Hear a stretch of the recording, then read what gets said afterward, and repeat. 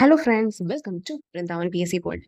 അപ്പോൾ ഇന്ന് ഞാൻ എൻ്റെ ഒരു എക്സ്പീരിയൻസ് അല്ലെങ്കിൽ ഞാൻ എൻ്റെ PSC പരീക്ഷകളിലെ മാർക്സ് ഇംപ്രൂവ് ചെയ്യാൻ എന്നെ സഹായിച്ച കുറേയധികം കാര്യങ്ങൾ എന്തൊക്കെയാണെന്ന് ജസ്റ്റ് ഷെയർ ചെയ്യാനാണ് കേട്ടോ ഇന്ന് വന്നിട്ടുള്ളത്. അപ്പോൾ അത് ഇപ്പോൾ പറയുന്നതിൻ്റെ കാരണം എന്താണെന്ന് വെച്ച് കഴിഞ്ഞാൽ, നമ്മൾ ഇനി അങ്ങോട്ട് കുറേയധികം എക്സാംസിന് വേണ്ടിയിട്ട് പ്രിപ്പയർ ചെയ്യാണ്. അപ്പോൾ എന്തെങ്കിലും മാറ്റങ്ങൾ നിങ്ങൾക്കാണെങ്കിലും വരുത്തണമെന്നുണ്ടെങ്കിൽ അത് വരുത്തേണ്ടതുണ്ട്. എന്നാലല്ലേ നമുക്ക് നെക്സ്റ്റ് ഒരു എക്സാമിന് പോകുമ്പോഴത്തേക്കും ആ ഒരു മാർക്സിൽ നമ്മളുടെ ആ ഒരു ഇമ്പ്രൂവ്മെന്റ് റിഫ്ലക്ട് ചെയ്ത് കാണണമല്ലോ. അപ്പോൾ ജസ്റ്റ് അതിനെക്കുറിച്ചൊന്ന് ഷെയർ ചെയ്യാമെന്ന് വെച്ചു. തുടക്കത്തിൽ ഞാൻ ഇപ്പോൾ സാധാരണ പഠിച്ചുകൊണ്ടിരിക്കുമ്പോഴൊക്കെ നമ്മൾ PSC പരീക്ഷകളൊക്കെ എഴുതുമല്ലോ. അങ്ങനെ യാതൊരുവിധ പ്രിപ്പറേഷൻസും ഒന്നും ഇല്ലാതെ തന്നെ എഴുതാൻ പോകുന്ന സമയത്തൊക്കെ എനിക്ക് കിട്ടിയിരുന്ന മാർക്സ് ഒരു 30, 32 ഈ ഒരു റേഞ്ചാണ്. അപ്പോൾ ഇതിൽ നിന്ന് അങ്ങോട്ട് മൂല ഇങ്ങോട്ട് മൂല ഏകദേശം ഇങ്ങനെയൊക്കെ തന്നെയായിരുന്നു. അതിനുശേഷം എന്താണ് ഈ പഠിത്തമൊക്കെ കഴിഞ്ഞതിന് ശേഷം എന്താണ് KS എക്സാമിൻ്റെ ആ ഒരു ഫസ്റ്റ് സ്റ്റേജ് എക്സാം കഴിഞ്ഞതിന് ശേഷം അടുത്തൊരു KS എക്സാമിന് നല്ല രീതിയിൽ പ്രിപ്പയർ ചെയ്യണം എന്നുള്ള ആ ഒരു ഇതിൽ, അപ്പോൾ അതിനുവേണ്ടി പഠിക്കാൻ വേണ്ടിയിട്ട് ഞാൻ ആദ്യം ഒരു കോച്ചിങ് ഓൺലൈനായിട്ടാണ് കോച്ചിങ് എടുത്തിരുന്നത്. അപ്പോൾ KS പോലത്തെ ഒരു എക്സാമിന് വേണ്ടി നമ്മൾ പ്രിപ്പയർ ചെയ്യുമ്പോൾ തീർച്ചയായിട്ടും ഒരു കോച്ചിങ് ഇല്ലാതെ പറ്റില്ലല്ലോ. സെൽഫായിട്ട്, കാരണം ഏതൊക്കെ ഏരിയാസിൽ നിന്ന് പഠിക്കണം, എന്തൊക്കെ കാര്യങ്ങളാണ് ഫോക്കസ് ചെയ്യേണ്ടത് എന്നുള്ളതിനെ കുറിച്ചൊന്നും വലിയ ധാരണയില്ലാത്തതുകൊണ്ടും അതിൻ്റെ സോഴ്സസ് അതിനെക്കുറിച്ചൊന്നും അറിയാത്തതുകൊണ്ട് കോച്ചിങ്ങിന് ചേർന്നതാണ്. ആ ഒരു കോച്ചിങ് ആക്ച്വലി എനിക്ക് വളരെയധികം പിന്നീട് അങ്ങോട്ടുള്ള സ്റ്റഡീസിനൊക്കെ ബെനിഫിഷ്യൽ ആയിരുന്നു. കാരണം നമ്മൾ ആ ഒരു ലെവലിൽ നിന്നുകൊണ്ടാണ് പഠിക്കുന്നത്. അതിൽ കുറേയധികം എനിക്ക് എന്താണ് പഠിക്കുന്ന കാര്യങ്ങൾ, അതായത് PSC ഓറിയന്റഡ് ആയിട്ട് പഠിക്കുന്ന പല കാര്യങ്ങളുടെയും എന്താണ് വെറും ഫാക്ച്വൽ ആയിട്ടുള്ളതല്ല കാര്യങ്ങൾ, കുറച്ചുകൂടെ കൺസെപ്ച്വൽ ആയിട്ടുള്ള നോളജും കൂടെ ഉണ്ടാക്കിയെടുക്കേണ്ടതുണ്ട് എന്നുള്ളത് എനിക്ക് മനസ്സിലായത് ഈ ഒരു കോച്ചിങ്ങിലൂടെയാണ്. അപ്പോൾ കോച്ചിങ് മാത്രമേ ഉണ്ടെങ്കിൽ എന്താണ് പഠിക്കാൻ പറ്റുള്ളൂ എന്നല്ല കേട്ടോ ഞാൻ പറയുന്നത്. ഞാൻ എൻ്റെ ഒരു എക്സ്പീരിയൻസ് ആണ് പറയുന്നത്. എനിക്ക് അങ്ങനെയാണ് ഒരു കൺസെപ്ച്വൽ നോളജ് കിട്ടുന്നത് ആ ഒരു ഇതിൽ നിന്ന്. അങ്ങനെ എനിക്ക് എന്താണ് ഓരോ എക്സാംസ് ഫേസ് ചെയ്യുന്നതിൽ എനിക്ക് മാറ്റം കണ്ടു തുടങ്ങിയത് ആ ഒരു നോളജ്, ആ ഒരു ബേസ്മെന്റ്, ഒരു ഫൗണ്ടേഷൻ എനിക്ക് കൃത്യമായിട്ട് കിട്ടിയത് അതിൽ നിന്നാണ്. ഓക്കെ, എനിക്ക് അങ്ങനെ ഒരു ഗൈഡൻസിന്റെ ആവശ്യമുണ്ടായിരുന്നു. എനിക്ക് പേഴ്സണലി എന്താണ് ഏത് രീതിയിൽ ഏതൊക്കെ കാര്യങ്ങളാണ് പഠിക്കേണ്ടത്, എന്ത് പഠിക്കണം, ഏറ്റവും കുറച്ച് പഠിക്കുകയാണെങ്കിൽ അത്രയും സന്തോഷം എന്ന് വിചാരിക്കുന്ന ഒരാളാണ് ഞാൻ. അതായത് കാര്യങ്ങൾ കുറേയധികം വാരി വലിച്ച് പഠിക്കാതെ പഠിക്കേണ്ടത് എന്തോ അത് മാത്രം പഠിക്കുക എന്നുള്ളതാണ് എൻ്റെ ഒരു പോയിന്റ് ഓഫ് വ്യൂ കേട്ടോ. കുറേ പഠിച്ച് നേടുന്നതിനേക്കാളും വളരെ കുറച്ച് പഠിച്ച് എങ്ങനെ പാസ്സാവാം എന്നുള്ളതാണ് ഞാൻ എപ്പോഴും ആഗ്രഹിക്കുന്ന ഒരു കാര്യം. അപ്പോൾ എത്രത്തോളം കുറച്ച് കാര്യങ്ങളുണ്ടോ നമ്മുടെ കയ്യിൽ, അല്ലെങ്കിൽ മെറ്റീരിയൽസ്, എന്താ പറയുക, നമുക്ക് അതിനോട് റിലേറ്റ് ചെയ്തിട്ടുള്ള പഠിക്കാനുള്ള കാര്യങ്ങളുണ്ടോ അങ്ങനെ പഠിക്കാം. അത് ഏറ്റവും സ്മാർട്ടായിട്ട് പഠിക്കാം എന്നുള്ള ഒരു കോൺസെപ്റ്റാണ് എൻ്റെ മൈൻഡിലുള്ളത് കേട്ടോ. അല്ലാതെ എല്ലാ ബുക്കും അരിച്ച് പറക്കി പഠിക്കുന്ന ഒരു ശീലം എനിക്കില്ല. അപ്പോൾ അങ്ങനെ ആ ഒരു കോച്ചിങ് എനിക്ക് വളരെയധികം ഉപകാരപ്പെട്ടിട്ടുണ്ട്. എനിവേസ് പിന്നീട് ഇപ്പോഴാണ് KSന്റെ നോട്ടിഫിക്കേഷൻ വരുന്നത്. അപ്പോൾ എനിക്ക് ആ പഠിക്കുന്ന സമയത്ത് ഏറ്റവും ബുദ്ധിമുട്ടേറിയ ഒരു സബ്ജക്ട് എക്കണോമിക്സ് എന്ന് പറയുന്നതായിരുന്നു. കാരണം അത് എനിക്ക് ഒരു തരത്തിലും നമ്മൾ ആ ഒരു ബ്രാഞ്ചുമായിട്ട് ഒരു റിലേഷനും ഇല്ല, പഠിച്ചതിലും ഇല്ല. അപ്പോൾ വളരെയധികം ബുദ്ധിമുട്ടായിരിക്കും. സ്വതേ കണ്ടുവരുന്ന ടേംസ് ഒക്കെ തന്നെ നമുക്ക് മനസ്സിലാക്കാൻ പറ്റുന്നില്ല. സാധാരണ അതിന് മുൻപ് വെറുതെ ഇങ്ങനെ കുറേയൊക്കെ കേട്ടിട്ടും അതിനെ ഒരു തരത്തിൽ നമുക്കൊരു ഐഡിയ കിട്ടുന്നില്ല ടെക്സ്റ്റ് വായിച്ചാലൊന്നും ഒക്കെ. പക്ഷെ എനിക്ക് കോച്ചിങ്ങിലൂടെ എക്കണോമിക്സ് എന്ന് പറയുന്ന ഒരു സബ്ജക്റ്റിനോട് തന്നെ ഒരു ഇഷ്ടം തോന്നി. നല്ലൊരു ക്ലാസ് ആയിരുന്നു അത്. അപ്പോൾ ആ ഒരു എനിക്ക് ആ ഒരു സബ്ജക്റ്റിൽ എന്ത് ചോദ്യം വന്നാലും ഫേസ് ചെയ്യാമെന്നുള്ളൊരു കോൺഫിഡൻസ് കിട്ടിയതൊക്കെ ആ ഒരു ഇതിൽ നിന്നാണ്. ഓക്കെ, അപ്പോൾ തീർച്ചയായിട്ടും നമ്മൾ പഠിക്കുന്നത് എന്ത് കാര്യമാണെങ്കിലും ശരി, അതിനൊരു ബേസ്മെന്റ് ഉണ്ടായിരിക്കുക എന്നുള്ളത് ഒന്നാമത്തെ കാര്യം. ഓക്കെ, ആദ്യം ഒരു പ്രോപ്പർ ഫൗണ്ടേഷൻ എന്ന് പറയുന്നത് നെസസറി തന്നെയാണ്. അതിപ്പോൾ നമ്മൾ കോച്ചിങ് അഫോർഡ് ചെയ്യാൻ പറ്റുന്നവരാണെങ്കിൽ തീർച്ചയായിട്ടും നല്ലൊരു ഏതാണോ ബെറ്റർ ഓപ്ഷൻ അതെടുക്കുക എന്നുള്ളത് വലിയൊരു കാര്യം തന്നെയാണ്. കാരണം അത് നിങ്ങൾക്ക് എന്തായാലും ഉപകാരപ്പെടുകയുള്ളൂ. പല കാര്യങ്ങളെക്കുറിച്ചുള്ള നമ്മുടെ കാര്യങ്ങളൊക്കെ മനസ്സിലാക്കാൻ സാധിക്കുകയുള്ളൂ. ഇനി അത് ഒട്ടുമേ പറ്റാത്തവരാണെങ്കിൽ സെൽഫായിട്ട് പ്രിപ്പയർ ചെയ്യുന്ന ആ ഒരു ഇതിലേക്ക് എത്തും. അപ്പോൾ സ്വയം നമ്മൾ എന്താണ് നമ്മൾ തന്നെ ആയിരിക്കണം നമ്മുടെ ഗൈഡ്, ടീച്ചർ എന്നുള്ളതുണ്ട്. അപ്പോൾ അതുണ്ടെങ്കിൽ മാത്രമേ നമുക്ക് കൃത്യമായിട്ട് എന്ത് ചെയ്യാൻ പറ്റുള്ളൂ. സെൽഫായിട്ട് പഠിക്കുന്നവരെ സംബന്ധിച്ചിടത്തോളം അവർ തന്നെയായിരിക്കും അവരുടെ ടീച്ചറും ഗൈഡും മെൻറ്ററും ഒക്കെ അവർ തന്നെയായിരിക്കും. അപ്പോൾ റിസോഴ്സസ് ഒക്കെ നമ്മൾ സ്വയം തന്നെ കണ്ടെത്തണം. എനിവേസ് ആഗ്രഹിച്ചാൽ നടക്കാത്തതായിട്ടൊന്നുമില്ലല്ലോ. അപ്പോൾ അവനവൻ്റെ ആവശ്യമാണ് ഏറ്റവും വലുത്. അത് ആ ഒരു ആഗ്രഹം മാത്രം വലുതാണെങ്കിൽ ആവശ്യക്കാരൻ ഔചിത്യമില്ല എന്ന് പറയുന്ന പോലെ അതും നടക്കും. ഓക്കെ, അപ്പോൾ സെൽഫായിട്ട് അങ്ങനെ ചെയ്യണം എന്നുള്ളവർ തീർച്ചയായിട്ടും അതിനനുസരിച്ചുള്ള കാര്യങ്ങളൊക്കെ മനസ്സിലാക്കി ചെയ്യുക. ഇപ്പോൾ നമുക്ക് യൂട്യൂബിലാണെങ്കിലും കുറേയധികം ക്ലാസ്സസ് ഒക്കെ നിങ്ങൾ കാണുന്നതാണല്ലോ. അങ്ങനെയാണെങ്കിലും നമുക്കത് ഏകദേശം ഇതാക്കാൻ സാധിക്കും. അപ്പോൾ ഒരു പ്രോപ്പർ ഫൗണ്ടേഷൻ്റെ ആവശ്യമുണ്ട്. അപ്പോൾ അതിന് വേണ്ടിയിട്ട് ഒന്നില്ലെങ്കിൽ നിങ്ങൾ സെൽഫ് സ്റ്റഡി അല്ലെങ്കിൽ കോച്ചിങ് എന്താണെങ്കിലും പഠിക്കുന്ന കാര്യം എന്തോ അതിൻ്റെ ബേസിക് കൃത്യമായിട്ട് മനസ്സിലാക്കി തന്നെ പഠിക്കാൻ ശ്രമിക്കുക. ഒന്നാമത്തെ കാര്യം. കാരണം ബേസ് ഇല്ലാതെ നമ്മൾ അങ്ങോട്ടുള്ള വലിയ വലിയ കാര്യങ്ങൾ പഠിച്ചിട്ടും യാതൊരു കാര്യമില്ല. അപ്പോൾ ബേസിക് നോളജ് നമ്മുടെ കയ്യിലുണ്ടെങ്കിൽ അത്യാവശ്യം നമുക്ക് ഇനി അങ്ങോട്ടുള്ള ഏത് കാര്യവും നല്ല രീതിയിൽ തന്നെ ഇതാക്കാൻ പറ്റും. രണ്ടാമത്തെ കാര്യം, ഒരു കൺസെപ്ച്വൽ നോളജ് നല്ലവണ്ണം ഉണ്ടാക്കിയെടുക്കുക എന്നുള്ളത് തന്നെയാണ്. കാരണം ഞാൻ നേരത്തെ പറഞ്ഞല്ലോ, കൺസെപ്റ്റ് ഒരുവിധം ക്ലിയർ ആണെങ്കിൽ തന്നെ നമുക്ക് കുറേയധികം കാര്യങ്ങൾ നന്നായിട്ട് തന്നെ നടക്കും. കാരണം സ്റ്റേറ്റ്മെന്റ് ടൈപ്പ് ഓഫ് ക്വസ്റ്റ്യൻസ് ആണ് PSC ഇപ്പോൾ ലേറ്റസ്റ്റ് ആയിട്ട് നടന്ന എക്സാംസ് ഒക്കെ കണ്ടു കാണുമല്ലോ ചോദിക്കുന്നത്. അപ്പോൾ അതിന് നമ്മൾക്ക് അത്യാവശ്യം നല്ലൊരു കൺസെപ്ച്വൽ നോളജ് ആവശ്യമാണ്.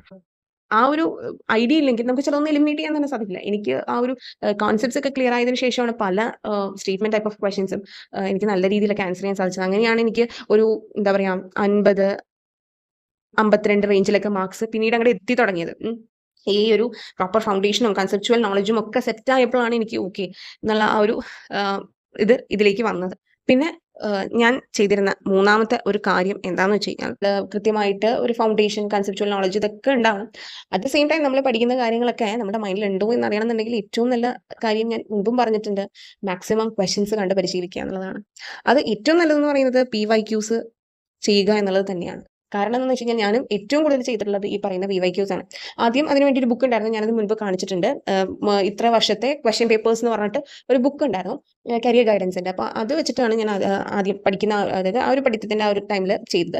അപ്പോൾ അതിൽ എല്ലാ ടൈപ്പ് ഓഫ് ക്വസ്റ്റ്യൻ പേപ്പേഴ്സും ഉണ്ട്, അതിന്റെ റിലേറ്റഡ് ഫാക്ട്സ് ഉണ്ട്. അത് ആൻസർ ചെയ്ത് സ്വയം ആൻസർ ചെയ്തിട്ട് നോക്കും. അപ്പോൾ അതിൽ ചില എക്സാംസിന്റെ ഒക്കെ കട്ട് ഓഫുകൾ എഴുതിയിട്ടുണ്ട്. അപ്പോൾ അതൊക്കെ ഏകദേശം ബ്രേക്ക് ചെയ്യാൻ സാധിക്കുന്നുണ്ട്. അപ്പോൾ എന്താണ് ആ ഒരു ടൈമിൽ എനിക്ക് ആ ഒരു എക്സാംസ് ഒന്നും എഴുതാൻ സാധിച്ചിരുന്നില്ല.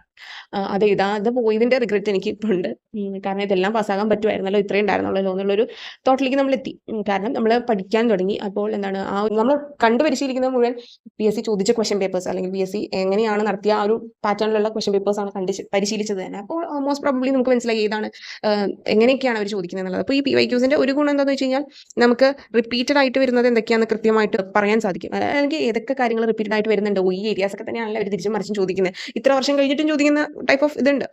അപ്പോൾ അത് നമുക്ക് മനസ്സിലാക്കാൻ ഏറ്റവും നല്ലൊരു കാര്യം എന്ന് പറയുന്നത് ഈ പറയുന്ന PYQs കണ്ടു പരിശീലിക്കുക എന്നുള്ള ഇത് തന്നെയാണ്. അത് പ്രീവിയസ് ഇയർ മാത്രമല്ല, ലേറ്റസ്റ്റ് നടന്ന എക്സാമിന്റെ വരെ നമ്മൾ ചെയ്യണം. ഇപ്പോൾ ഏതെങ്കിലും ഒരു സ്പെസിഫിക് പോസ്റ്റിലേക്ക് നമ്മളൊരു പ്രത്യേക ക്വാളിഫിക്കേഷൻ വെച്ചിട്ട് പറയുന്നത് നമുക്ക് ആ ഒരു സബ്ജക്ട് കൺസേൺ ആയിട്ട് തന്നെയൊക്കെ ഇപ്പോൾ പോകാൻ പറ്റുള്ളൂ. MSc ആ ഒരു ഇതിൽ പഠിക്കുന്നവർക്കൊക്കെ ചെയ്യാൻ പറ്റുന്ന തരത്തിലുള്ളതുണ്ടല്ലോ, അതല്ല ഞാൻ ഉദ്ദേശിക്കുന്നത്.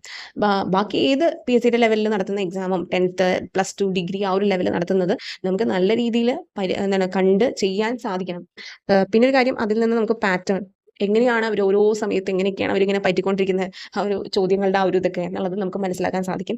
പിന്നെ നമുക്ക് ഒരു സ്പീഡ് എന്ന് പറയുന്ന സംഭവം കൂട്ടാൻ സാധിക്കും. കാരണം OMR ആദ്യമായിട്ട് പരിശീലിക്കുന്നവർക്ക് കുറച്ച് ബുദ്ധിമുട്ടുണ്ടാവും.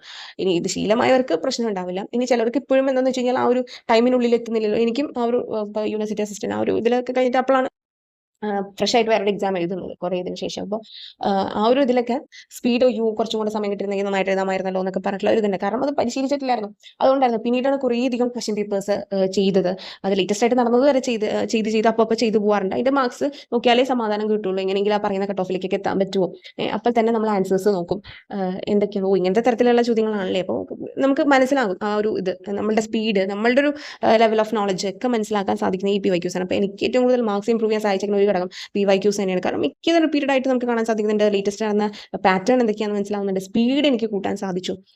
മാക്സിമം നെഗറ്റീവ് കുറയ്ക്കണം എന്നുള്ള ഒരു തോട്ടിലൂടെയാണ് ഓരോ ഇപ്പോൾ നമ്മൾ വീട്ടിലിരുന്നിട്ടാണെങ്കിൽ നമ്മളിപ്പോൾ OMR ഷീറ്റിൽ ജസ്റ്റ് റഫായിട്ട് ഓരോ ക്വസ്റ്റ്യൻ പേപ്പറിന് ആൻസർ ചെയ്യുമ്പോൾ നമ്മൾക്ക് നെഗറ്റീവ് വരുത്തരുത്. നെഗറ്റീവ്സ് തന്നെ വളരെയധികം കുറച്ചുകൊണ്ട് എങ്ങനെ നല്ല രീതിയിൽ സ്കോർ ചെയ്യാമെന്നുള്ളതാണ് നമ്മുടെ മൈൻഡിലുള്ളത്.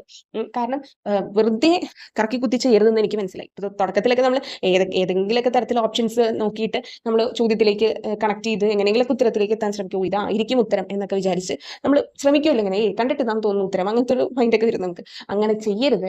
യാതൊരു കാരണവശാലും നമുക്ക് ബോധ്യമല്ലാത്ത ഒരു ചോദ്യത്തിന്റെയും ആൻസർ നമ്മൾ ആൻസർ ചെയ്യാൻ നിൽക്കരുത്. അറ്റ്ലീസ്റ്റ് നമുക്ക് ഒരു ചോദ്യം കണ്ടു കഴിഞ്ഞാൽ ഏകദേശം നമ്മളുടെ അറിവ് വെച്ചിട്ട് ആ ഒരു കൺസേൺഡ് ആയിട്ടുള്ള കാര്യത്തെക്കുറിച്ച് നമുക്ക് എന്തെങ്കിലുമൊക്കെ ഒരു ഇതുണ്ടെങ്കിൽ നമുക്ക് ഓക്കെ, നമുക്ക് 1, 2, 3 ഒക്കെ കറക്കി കുത്താം. അതിനപ്പുറം ചെയ്യുന്നത് വലിയൊരു അബദ്ധമാണ്. കാരണം നമ്മൾ അത്രയും എത്ര നമ്മൾ കറക്റ്റായിട്ട് ചെയ്തു അത്രയും നമ്മൾ ചെയ്തതിന്റെ പോലും മാർക്സ് കുറയ്ക്കുന്ന കാര്യം ഈ നെഗറ്റീവാണ്. ഇപ്പോൾ എഴുതിയ ചില എക്സാമുകളുടെ ഒക്കെ വന്ന ഒരു പ്രശ്നം എന്ന് വെച്ചാൽ ഈ നെഗറ്റീവാണ് ഏറ്റവും വലിയ വില്ലനായത് പല എക്സാംസിന്റെയും. എനിക്കതിന് നല്ല റിഗ്രറ്റ് ഉണ്ട്. കാരണം എന്ന് വെച്ച് കഴിഞ്ഞാൽ അത്രയും എണ്ണം ചെയ്തു, പക്ഷെ അത്രയും എണ്ണം തികയ്ക്കാനുള്ളൊരു ഒരു ഇതൊക്കെ മൈൻഡൊക്കെ നമുക്ക് വരും. ഇത്ര എണ്ണെങ്കിലും ചെയ്യണ്ടേ, കേവലം 50 എണ്ണം ചെയ്താൽ മതി, അങ്ങനത്തെ ഒരു തോട്ടൊക്കെ വരും കേട്ടോ നമുക്ക് ആ സമയത്ത്. ഓക്കെ, അപ്പോൾ ചോദിക്കും 50 എണ്ണം ചെയ്താൽ കിട്ടില്ലല്ലോ. അങ്ങനെയല്ല, നമുക്കറിയാവുന്നത് മസ്റ്റായി ചെയ്യാം. രണ്ടാമത്തെ കാര്യം, നമുക്ക് ബാക്കിയുള്ളതിനെ നമ്മൾ ഒന്നും കൂടി ഫസ്റ്റ് ടു ലാസ്റ്റ് ക്വസ്റ്റ്യൻസിലൂടെ ഒന്ന് പോകുക. ഏതെങ്കിലും തരത്തിൽ നമുക്ക് ആൻസറിലേക്ക് എത്താൻ സാധിക്കുമോ എന്നുള്ളത് ചെക്ക് ചെയ്യും. എന്നിട്ടും നമുക്ക് ഒട്ടുമേ കിട്ടാത്തത് വിടുക എന്നുള്ളത് തന്നെയാണ്. പിന്നെ ഏതെങ്കിലും തരത്തിൽ ഉത്തരത്തിലേക്ക് എത്താൻ സാധിക്കുന്നത് മാർക്ക് ചെയ്യാം. അല്ലാതെ നമ്മൾ ഒരു 10, 20 ഒക്കെ കറക്കി കുത്തിയാലുണ്ടല്ലോ അത്രയും നെഗറ്റീവിലേക്കാണ് നമ്മൾ കൂപ്പ് കുത്തി വീഴുക. അപ്പോൾ ഈ നെഗറ്റീവാണ് ഏറ്റവും വലിയ വില്ലൻ, നമ്മളുടെ ഏറ്റവും വലിയ ശത്രു എന്ന് പറയുന്നത്. നമുക്ക് നല്ലൊരു സ്കോറിങ്ങിലേക്ക് എത്താൻ സാധിക്കാതെ പോകുന്നതിന്റെ കാരണം അതാണ്.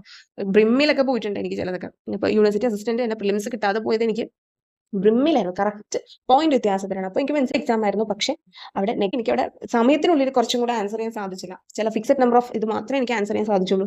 ബാക്കി എനിക്ക് ആൻസർ ചെയ്യാൻ സാധിച്ചില്ല. അപ്പോൾ അവിടെ ആ ഒരു സ്പീഡ് എന്ന് പറഞ്ഞ ഫാക്ടർ എനിക്ക് അനുകൂലമായിട്ട് വന്നിരുന്നെങ്കിൽ ഒരു പക്ഷേ എനിക്കത് കയറി പോകാൻ പറ്റുമായിരുന്നു. കാരണം മെയിൻസ് ഞാൻ നോക്കിയപ്പോൾ എനിക്ക് നല്ലോണം എഴുതാൻ സാധിക്കുന്ന ഒരു ഇതായിരുന്നു ആ പേപ്പർ ഞാൻ നോക്കിയപ്പോൾ.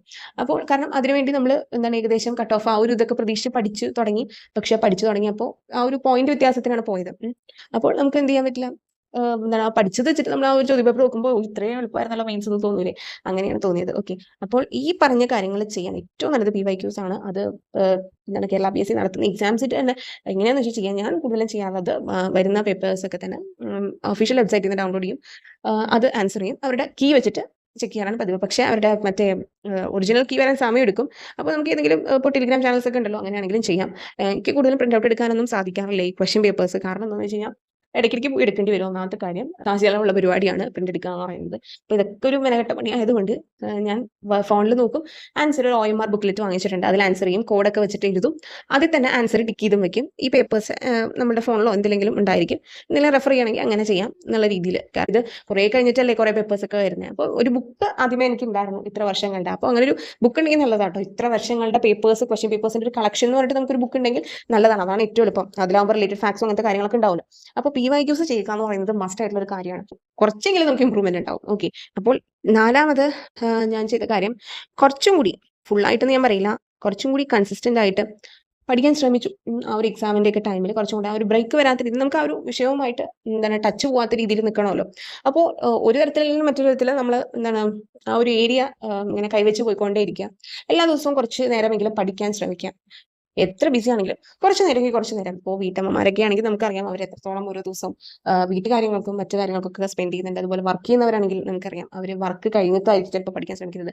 ഓരോരുത്തർക്കും അവരുടേതായ കുറേയധികം ലൈഫ് സിറ്റുവേഷൻസ് ഒക്കെ ഉണ്ട്. ഇതിനൊക്കെ അനുകൂലവും പ്രതികൂലമായിട്ടുള്ള സാഹചര്യങ്ങൾ നമ്മൾ നേരിടേണ്ടി വരും. അപ്പോൾ ഇതിന്റെ ഇടയ്ക്ക് നമ്മളുടെ ആ ഒരു ലക്ഷ്യത്തിന് വേണ്ടിയിട്ട് നമ്മൾ കുറച്ച് മണിക്കൂറെങ്കിലും മാറ്റി വെച്ചാൽ നമുക്ക് രാത്രി ഉറങ്ങാൻ കിടക്കുമ്പോഴെങ്കിലും സമാധാനം കിട്ടുമെന്ന് ഞാൻ കുറച്ച് എന്തെങ്കിലും ചെയ്തു എന്നുള്ളത്. അല്ലെങ്കിൽ നമ്മളത് ഹോണ്ട് ചെയ്തുകൊണ്ടേയിരിക്കും. ഓക്കെ, അപ്പോൾ കൺസിസ്റ്റന്റ് ആയിട്ട് പഠിക്കാൻ ശ്രമിക്കുക. കുറച്ച് നേരമെങ്കിലും ഒരു ദിവസം പഠിക്കാൻ ശ്രമിക്കാം. അങ്ങനെ ഞാൻ ചെയ്തിരുന്നു. ഇടയ്ക്ക് വല്ലപ്പോഴൊക്കെ എന്താണ് ഇടയ്ക്കൊക്കെ ബ്രേക്ക് വന്നിട്ടും ഉണ്ട് കേട്ടോ. കാരണം നമുക്ക് ഒരിക്കലും പ്രെഡിക്റ്റ് ചെയ്യാൻ പറ്റില്ലല്ലോ, ഇങ്ങനെ തന്നെ എന്നും ചെയ്തു പോകുന്നു. അപ്പോൾ ചില കാര്യങ്ങൾ വരുമ്പോൾ നമുക്ക് ബ്രേക്ക് വരും. നമ്മുടെ മൂഡ് എപ്പോഴും ഫുള്ളി ഹാപ്പി, ഫുള്ളി റെഡി ആയിട്ടിരിക്കണം എന്നില്ല. പഠിക്കാനാണെങ്കിലും എന്ത് കാര്യങ്ങൾക്കാണെങ്കിലും ചില സമയം നമ്മൾ ഭയങ്കര അധികം ഡെസ്പറേറ്റ് ആയിരിക്കും. ഇതൊക്കെ പഠിച്ചാൽ കിട്ടുമോ എന്നുള്ളൊരു തോന്നൽ വരും. വേണ്ട, ഇതൊക്കെ എന്ത് വിട്ട് കളഞ്ഞൊക്കെ വേറെ വല്ല പണിക്ക് പോകാം എന്നൊക്കെ നമുക്ക് മനസ്സിൽ വരും. പക്ഷെ അറ്റ് ദ സെയിം ടൈം നമ്മൾ പിറ്റേ ദിവസം വീണ്ടും എന്തുകൊണ്ട് ചെയ്തുകൂടാ, പഠിച്ചിട്ട് നോക്കാം എന്നുള്ള ആ ഒരു മൈൻഡിലോട്ട് എത്തും. കാരണം എന്തോരം പേർക്ക് സാധിക്കുന്നു എന്നുള്ള ആ ഒരു മൈൻഡിൽ നമ്മുടെ മനസ്സിൽ ഒരേ സമയം പോസിറ്റീവും നെഗറ്റീവും ഒക്കെ ഉണ്ടാവും. ഓക്കെ, അപ്പോൾ എന്തൊക്കെ സംഭവിച്ചാലും കൺസിസ്റ്റന്റ് ആയിട്ട് പഠിക്കുക എന്നുള്ളതാണ് നമുക്ക് അവിടെ ചെയ്യാൻ സാധിക്കുന്ന കാര്യം. പിന്നെ അതിൽ ചെയ്യേണ്ട ഒരു കാര്യം എന്ന് വെച്ചാൽ സ്മാർട്ട് വർക്ക് നടത്താൻ ശ്രമിക്കുക.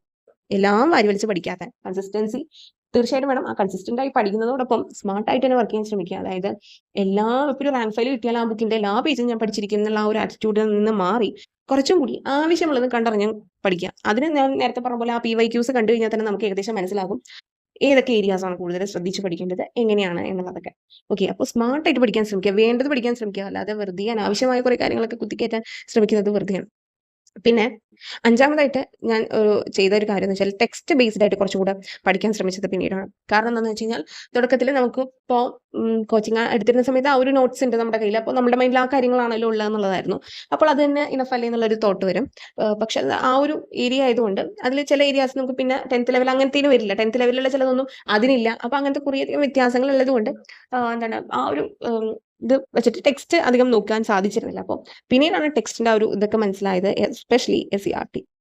ഇതിൽ SCERT ആണ് നമുക്ക് തുടക്കത്തിലൊക്കെ നല്ലോണം വേണ്ടത് നമ്മൾ കേട്ടേക്കണേ. പക്ഷെ ഇപ്പോൾ NCERT എന്ന് ചോദിക്കുന്നുണ്ട്. ഓക്കെ, അപ്പോൾ ഈ പറയുന്ന ടെക്സ്റ്റ് ബേസ്ഡ് ആയിട്ടുള്ള സ്റ്റേറ്റ്മെന്റ്സ് ആണ് നമുക്ക് ക്വസ്റ്റൻ ആയിട്ട് വരുന്നത് നമ്മൾ കാണുന്നുണ്ട്. അത് തന്നെ എടുത്താണ് അവർ ചോദിച്ചത്. എന്തോരം കാര്യങ്ങൾ അതിൽ കുറേയൊക്കെ ഡിലീഷനും വരുന്നുണ്ട്, അത് നമ്മൾ കാണുന്നുണ്ട്. ഓക്കെ, എന്നിരുന്നാലും നമ്മൾ സ്റ്റേറ്റ്മെന്റ് അങ്ങനെ തന്നെ വരുന്നു കൃത്യമായിട്ട്. എന്നാൽ അതല്ലാത്ത രീതിയിൽ ഇപ്പോൾ ചോദിക്കുന്നുണ്ട് കേട്ടോ. അത് മാത്രമേ ഉള്ളൂന്നില്ല. പക്ഷെ ഏറെക്കുറെ നമുക്ക് എന്താ പറയാം, ടെക്സ്റ്റ് ബേസ്ഡ് ആയതുകൊണ്ട് നമുക്ക് ആ ടെക്സ്റ്റ് എന്നുള്ള കാര്യം എങ്കിലും സേഫ് ആകാമല്ലോ. അതിന് നമ്മൾ SCERT NCERT കൃത്യമായിട്ട് നോക്കുക. അതിൽ SCERT എനിക്ക് അത്യാവശ്യം കുറച്ചൊക്കെ ചില ഏരിയാസ് നമുക്ക് എല്ലാം കൂടെ നോക്കുന്നതിന്റെ ഇടയ്ക്ക് നോക്കാൻ സാധിച്ചു എന്നില്ല. അപ്പോൾ SCERT കുറച്ചും കൂടെ നോക്കാൻ തുടങ്ങിയപ്പോൾ ആ ഒരു സയൻസിന്റെ ഒക്കെ ഏരിയാസ് കുറച്ചും കൂടെ എളുപ്പമാവാൻ തുടങ്ങി. ഓക്കെ, നമ്മൾ വെറുതെ കേവലം എല്ലാം പഠിക്കുന്നതിനേക്കാൾ ഉപരി ടെക്സ്റ്റിൽ പറഞ്ഞിട്ടുള്ള കാര്യം പഠിച്ചാൽ പോരെ എന്നുള്ള ആ ഒരു ചിന്ത തന്നെ വന്നു. അതിൽ നിങ്ങൾക്ക് തന്നെ മനസ്സിലാവും. അപ്പോൾ ഇതിൽ കുറച്ച് SCRTയുടെ ക്ലാസ്സുകളൊക്കെ ഇട്ടിട്ടുണ്ടായിരുന്നു. അപ്പോൾ ക്ലാസ്സുകൾ എടുത്തതിന് വരെ എനിക്ക് ബെനിഫിഷ്യൽ ആയിട്ടുള്ളൂ. കാരണം ഈ കാര്യങ്ങളൊക്കെ തന്നെ ചോദിച്ചപ്പോൾ ഞാൻ ഡിഗ്രി 10th പ്രിലിംസിൽ തന്നെ ഞാൻ കെമിസ്ട്രിയുടെ അല്ലെങ്കിൽ ചില ടോപ്പിക്സ്, ചില സബ്ജക്ട്സിന്റെ മസ്റ്റഡി ടോപ്പിക്സിൽ തെർമോ സെറ്റിംഗ്, പ്ലാസ്റ്റിക്, ബയോളജിയുടെ ക്രിസ്പായിട്ട് വരും എന്ന് പറഞ്ഞ ഏരിയാസ് ഒക്കെ തന്നെ വന്നു. കാരണം അതൊക്കെ ടെക്സ്റ്റ് ആയിരുന്നു. ഞാൻ ആ ടെക്സ്റ്റ് തന്നെയാണ് പറഞ്ഞിരുന്നത്. അതിലത്തെ ഞാൻ അത് ആ ഒരു ക്ലാസ് എടുത്തപ്പോൾ പറഞ്ഞത് ഇത് ചോദ്യമായിട്ട് വരും. അതേ ചോദ്യം അവർ എല്ലാ പേപ്പറിലും ചോദിച്ചിട്ടുണ്ട്. ഓക്കെ, അപ്പോൾ എനിക്ക് മനസ്സിലായി ടെക്സ്റ്റ് ആണ് ഇവരുടെ മെയിൻ എന്നുള്ളത്. അതിൽ ഇപ്പോൾ എക്സ്ട്രാ അവർ കണ്ട് എടുക്കുന്നുണ്ട്. ഇപ്പോൾ NCERT ആകുമ്പോൾ കുറച്ചുകൂടെ ഹൈ ലെവലാണ്. നമ്മൾ വായിച്ചാൽ എല്ലാം തന്നെ മനസ്സിലാവണമെന്നില്ല. 1, 2, 3 തവണ വായിക്കേണ്ട ആവശ്യം വരും. പക്ഷെ ആ വായിക്കുന്നതിൽ കഥ കുറേ ഉണ്ട് അതിൽ വേണ്ട ഡെഫിനിഷൻസ് അങ്ങനത്തെ കാര്യങ്ങളൊക്കെ കൂടുതലും മനസ്സിലാക്കുന്നതായിരിക്കും നല്ലത്. എക്കണോമിക്സ് ഒക്കെ കുറിച്ച് കൂടുതൽ NCERT നോക്കുന്നതായിരിക്കും നല്ലത് SCRTയുടെ ഒപ്പം. കാരണം എന്ന് വെച്ച് കഴിഞ്ഞാൽ NCERTന്ന് നല്ലവണ്ണം ചോദിച്ചു കണ്ടിട്ടുണ്ട്. 10th ലെവലിലും ഡിഗ്രി ലെവലിലൊക്കെ ഞാൻ സ്റ്റേറ്റ്മെന്റ് ടൈപ്പ് കണ്ടിട്ടുണ്ട്. അപ്പോൾ എക്കണോമിക്സിന്റെ പറഞ്ഞപ്പോഴാണ് അതിന്റെ NCERT ഏതൊക്കെയാണ് ചാപ്റ്റേഴ്സ് എന്നൊക്കെ ക്രിസ്പ് ആയിട്ടുള്ളത് ഞാൻ അടുത്ത ദിവസം തന്നെ വീഡിയോ ചെയ്യാട്ടോ. ഏതൊക്കെയാണെന്ന് പറയാത്തവരുണ്ടെങ്കിൽ ഒന്ന് കണ്ടു. അപ്പോൾ അത് ചെയ്യാൻ തുടങ്ങിയപ്പോൾ എനിക്ക് കുറച്ചും കൂടെ ഒരു നല്ല രീതിയിൽ തന്നെ ആൻസർ ചെയ്യാൻ സാധിക്കുമല്ലോ. നമുക്ക് നല്ല മാർക്സ് കൂടി വരുന്നുണ്ടെങ്കിൽ നമ്മുടെ ഒരു കോൺഫിഡൻസ് കൂടുമല്ലോ. പിന്നെ എല്ലാത്തിനും ഉപരി റിവിഷൻ, ഇത് എല്ലാവരും നന്നായിട്ട് തന്നെ ചെയ്യണം. ഈ റിവിഷൻ എന്ന് പറയുന്നത് എത്രത്തോളം കൂടുന്നോ അത്രത്തോളം നല്ലതാണ്. നമ്മൾ എത്രയൊക്കെ പഠിച്ചു എന്ന് പറഞ്ഞാലും നമ്മുടെ മൈൻഡിൽ നിൽക്കാൻ എല്ലാം കുറേ അധികം കാര്യങ്ങൾ കാണുന്നതുകൊണ്ട് വളരെ റിപ്പീറ്റഡ് ആയിട്ട് കണ്ടുകൊണ്ടിരിക്കുന്നത് നമ്മുടെ മനസ്സിൽ പതിഞ്ഞു കിടക്കുകയായിരിക്കും. ഇപ്പോൾ എന്തെങ്കിലും കോഡോ അല്ലെങ്കിൽ എന്തെങ്കിലും ഒരു സ്പെഷ്യൽ ഇതോ ഒക്കെ കണ്ട് നമ്മൾ അതിന് ആ ഒരു കാര്യത്തിൽ നമ്മുടെ ശ്രദ്ധ പതിഞ്ഞിട്ടുണ്ടെങ്കിൽ നമ്മൾ പെട്ടെന്നൊന്നും മറക്കത്തില്ല. പക്ഷെ എല്ലാ കാര്യങ്ങളും നമുക്ക് അങ്ങനെ തന്നെ പഠിക്കാൻ പറ്റില്ലല്ലോ. അപ്പോൾ അങ്ങനെ നമുക്ക് പഠിക്കണമെന്നുണ്ടെങ്കിൽ തീർച്ചയായിട്ടും റിവിഷൻ വേണം. അപ്പോൾ 1 തവണ 2 തവണ ചെയ്താൽ മിനിമം 1 തവണയെങ്കിലും ചെയ്യാം. എനിക്കിത് അധികമൊന്നും ഈ പറയുന്ന സംഭവം ചെയ്യാൻ പറ്റിയിട്ടില്ല. പക്ഷെ നിങ്ങളത് പഠിക്കുമ്പോൾ നന്നായിട്ട് ചെയ്യണം റിവിഷൻ എന്ന് പറയുന്നത്. കാരണം പല കാരണങ്ങൾ കൊണ്ട് റിവിഷൻ എന്ന് പറയുന്ന പ്രോസസ്സും കൂടെ ശരിയായിരുന്നെങ്കിൽ എനിക്ക് പല കാര്യങ്ങളും നന്നായി നടക്കുമായിരുന്നു. അപ്പോൾ നിങ്ങൾ ഇനി ചെയ്യുമ്പോഴാണെങ്കിലും റിവിഷൻ എന്ന് പറയുന്ന കാര്യം നന്നായിട്ട് തന്നെ ചെയ്യാൻ ശ്രമിക്കാം. ഓക്കെ, കാരണം അതില്ലെങ്കിൽ നമ്മൾ എന്തൊക്കെ നമ്മൾ അവിടെ നിന്ന് ഇവിടെ നിന്നൊക്കെ നോക്കി പറഞ്ഞിട്ട് കാര്യമില്ല. നമ്മുടെ മൈൻഡിൽ നിൽക്കില്ല. നമുക്ക് കൺഫ്യൂഷൻ വരും. ഓപ്ഷൻസ് കാണുമ്പോൾ തെറ്റാനുള്ള ചാൻസ് കൂടുതലാണ്. നെഗറ്റീവ്സ് വെറുതെ വരുത്തി വയ്ക്കും. ഏറ്റവും നല്ല കാര്യമാണ് റിവിഷൻ എന്ന് പറയുന്നത്. അത് മിസ് ചെയ്യരുത്. ഓക്കെ, അപ്പോൾ റിവിഷൻ ഉറപ്പായിട്ടും ചെയ്യേണ്ട ഒരു കാര്യമാണ്. പിന്നെ അടുത്തൊരു കാര്യം എന്ന് വെച്ച് കഴിഞ്ഞാൽ ഒരു ടൈം ടേബിൾ അല്ലെങ്കിൽ എന്താ പറയുക, ഒരു സ്റ്റഡി പ്ലാൻ കൃത്യമായിട്ട് ഫോളോ അപ്പ് ചെയ്യാൻ ശ്രമിക്കുക എന്നുള്ളതാണ്. ഇത് എല്ലാവർക്കും ഫോളോ അപ്പ് ചെയ്യാൻ സാധിക്കണം എന്നൊന്നുമില്ല. പല കാരണങ്ങൾ കൊണ്ട് ആഗ്രഹം ഉണ്ടാവും ഒരു ദിവസം ഇത്ര കറക്റ്റായിട്ട് ചെയ്യണം എന്നുള്ളത്. പക്ഷെ ഇത്രയൊക്കെ ശ്രമിച്ചാലും പല കാര്യങ്ങൾ വരുമ്പോൾ നമ്മൾ കുറേയധികം കാര്യങ്ങൾ ബാക്കോട്ട് വലിക്കും. കുറേയധികം കാര്യങ്ങൾ കാരണം നമുക്ക് പഠിക്കാൻ പറ്റില്ല. പക്ഷേ anyways maximum time table set ചെയ്ത് പഠിക്കാൻ ശ്രമിക്കുക. അത് നിങ്ങളുടേതായ രീതിയിൽ സെറ്റ് ചെയ്യാനാണെങ്കിൽ അങ്ങനെ ചെയ്യാം. കാരണം നിങ്ങളുടെ കംഫർട്ട് സോൺ എന്താണെന്ന് നിങ്ങൾക്ക് അറിയുള്ളൂ. അതിനനുസരിച്ച് എങ്ങനെ പഠിക്കണം, എങ്ങനെ അറേഞ്ച് ചെയ്യണം, ടൈം എങ്ങനെ ഓരോന്നിനെ മാറ്റി വെക്കണം എന്നുള്ളതൊക്കെ. അപ്പോൾ അങ്ങനെ ചെയ്യാൻ പറ്റുന്നതിന് അങ്ങനെ ചെയ്യാം. ഇനി നമുക്കൊരു മോഡൽ വേണം. എങ്ങനെയാണ് ഇത് സെറ്റ് ചെയ്തെടുക്കുക, ഇത്രയും സബ്ജക്റ്റ് ഒരു ദിവസം പഠിക്കണോ, അല്ലെങ്കിൽ കുറേ അധികം പഠിക്കണോ, അല്ല കുറച്ച് പഠിച്ചാൽ മതി ഓരോ ദിവസവും. അങ്ങനെയുണ്ട്. ചിലർക്ക് ഒരു ദിവസം എല്ലാ സബ്ജക്റ്റും കാണുമ്പോൾ ഭയങ്കര ബുദ്ധിമുട്ട് തോന്നുന്നവരുണ്ട്. അപ്പോൾ കുറച്ച് അങ്ങനെ വേണം. അപ്പോൾ അങ്ങനെ ഒരു ഐഡിയ ഇല്ലാത്തവർക്ക് തീർച്ചയായിട്ടും ഇപ്പോൾ നമ്മുടെ ചാനലിലാണെങ്കിലും അല്ലെങ്കിൽ നിങ്ങൾക്ക് ഏതാണോ നല്ലതെന്ന് തോന്നുന്ന കുറേയധികം കാണുന്നുണ്ടാവുമല്ലോ സ്റ്റഡി പ്ലാനും ടൈം ടേബിളും ഒക്കെ. അപ്പോൾ അത് ഫോളോ ചെയ്യുക. ഓക്കെ, മാക്സിമം ഫോളോ ചെയ്യാൻ ശ്രമിക്കുക. അത് എപ്പോഴും ഒരു നല്ലതാണ്. നമ്മളുടെ മൈൻഡിൽ ഇന്നത് പഠിക്കണം എന്നുള്ളത് നമ്മളെ ഓർമ്മിപ്പിക്കുന്ന ഒരു സംഭവമാണ് ടൈം ടേബിൾ എന്ന് പറയുന്നത്.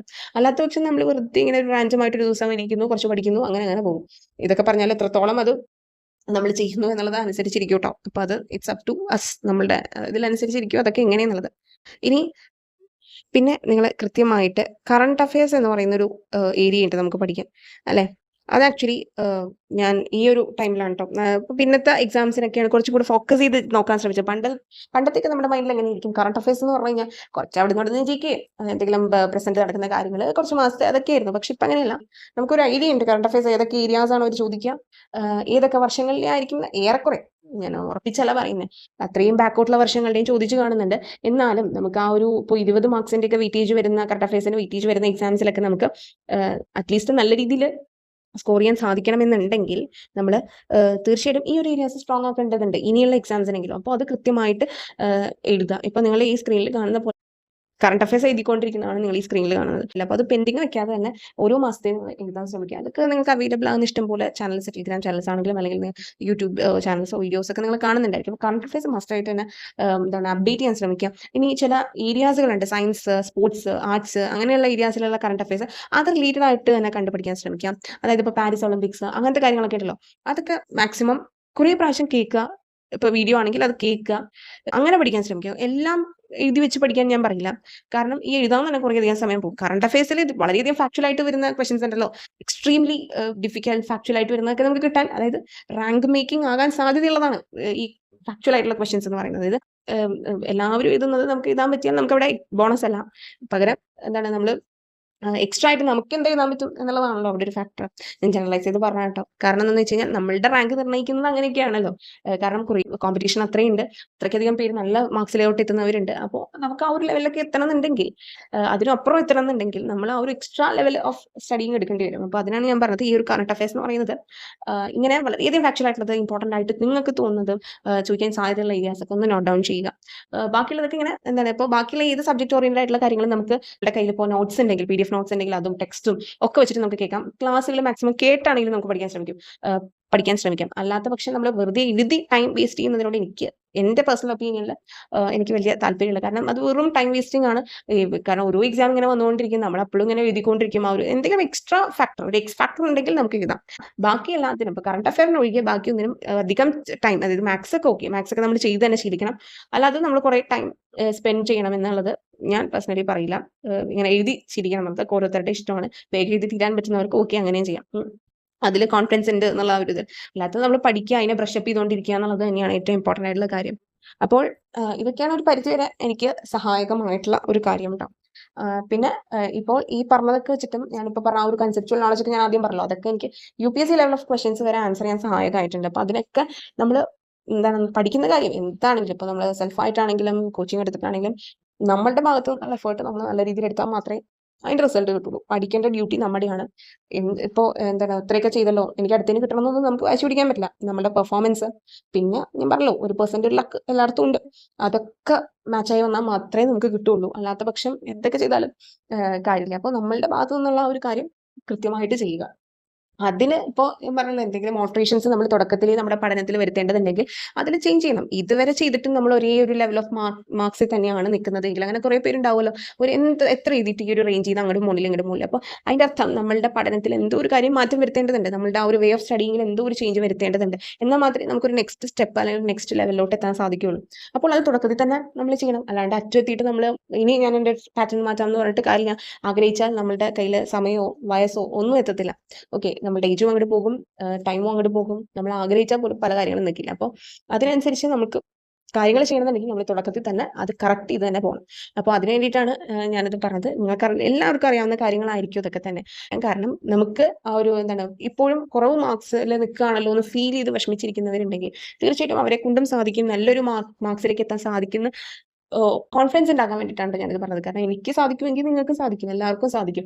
കാരണം ഇപ്പോൾ എനിക്ക് 70 മുകളിലൊക്കെ പോകുന്നുണ്ട്. അപ്പോൾ അതിൻ്റെയൊക്കെ ഒരു കാരണം വർക്ക് ചെയ്തിട്ട് തന്നെയാണ്. നമ്മൾ അതിൻ്റെ ഇടയിൽ ഇപ്പോൾ ഇത്രയും വർക്ക് ചെയ്തിട്ട് കുറച്ച് ബ്രേക്ക് എടുക്കാന്ന് വെച്ചാലൊന്നും ആ ബ്രേക്കിൽ ഈ ചെയ്ത വർക്കൊക്കെ ഒറ്റയടിക്ക് തീരും. ചെയ്യേണ്ട കാര്യം കൃത്യമായിട്ട് തന്നെ ചെയ്തു പോവുക.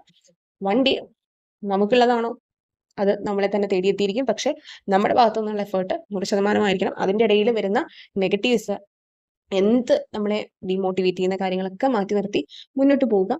വരണതെല്ലാം വരണ പോലെ വരട്ടെ. കാരണം നമുക്ക് ഓരോ ദിവസവും ബോണസാണ്. നമ്മൾക്ക് കുറേയധികം പേര്, നമ്മൾ ചിന്തിക്കേണ്ട കാര്യം അതാണ്. കുറേയധികം പേര് കുറേയധികം ബുദ്ധിമുട്ടുകൾ നേരിടുന്നവരുണ്ട്. അവർ എന്നിട്ടും അവരുടെ സ്വപ്നങ്ങൾക്ക് വേണ്ടിയിട്ട് കുറേയധികം പരിശ്രമിക്കുന്നവരൊക്കെ ഞാൻ പറഞ്ഞു തരേണ്ട ആവശ്യമില്ല, നിങ്ങൾ തന്നെ കാണുന്നുണ്ട് അല്ലേ.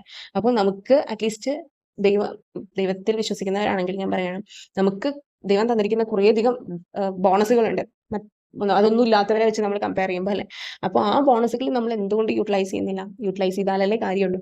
അപ്പോൾ അതാണ് ഏറ്റവും വലിയ കാര്യം. അപ്പോൾ നമുക്ക് ഓരോ ദിവസവും ബോണസാണ്, നമുക്ക് കിട്ടുന്ന ഓരോ ടൈമും ബോണസാണ്, എല്ലാം അതെ. അപ്പോൾ നന്നായിട്ട് തന്നെ വർക്ക് ചെയ്യുക. നിങ്ങളെ കൊണ്ട് സാധിക്കും. നെക്സ്റ്റ് എഴുതാൻ പോകുന്ന എക്സാമിന് നിങ്ങളുടെ ബെസ്റ്റ് കൊടുക്കും എന്നുള്ള രീതിയിൽ തന്നെ നിൽക്കുക. അപ്പോൾ ഇന്നത്തേക്ക് ഇത്രയേ ഉള്ളൂ. Thank you for watching.